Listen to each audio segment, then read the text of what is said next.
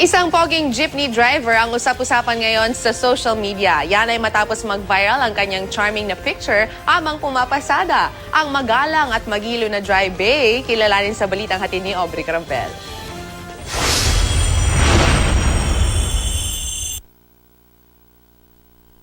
Matapos sumikat ni na Carrot Man, Cabbage Man at Gasoline Man, viral naman ngayon ang litrato ng poging jeepney driver na bumabiyahe sa Tagaytay na nakuna ng isang Facebook user.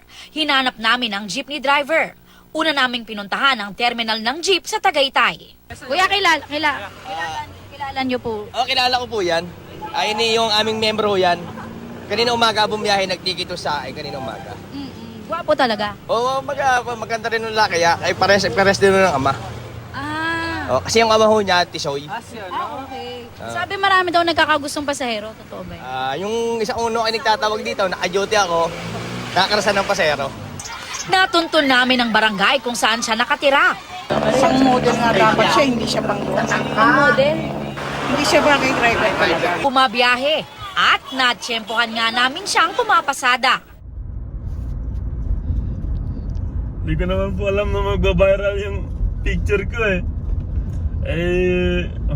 Bigla na naman nagsabi sa akin na nag-viral tapos sobrang gwapo raw. Mahirap talaga maging gwapo eh.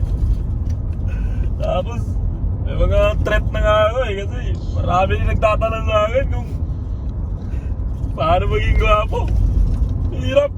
Kaya nasa bahay na lang ako minsan eh. Minsan na lang ako nagbabiyahe kasi dami nagpapapicture. Hirap talaga, kaya advice ko sa inyo, gano'n na lang, magpakasimple na lang kayo. Kaya sobrang hirap talaga, kaya stay what you are na lang. Sige, bye-bye.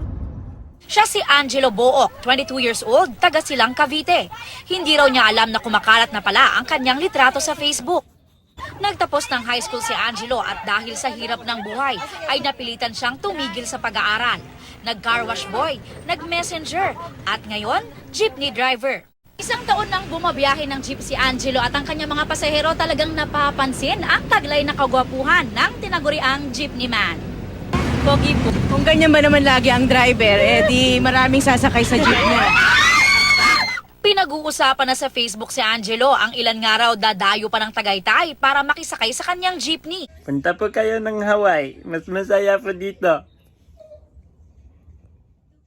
Aubrey Carampel, GMA News.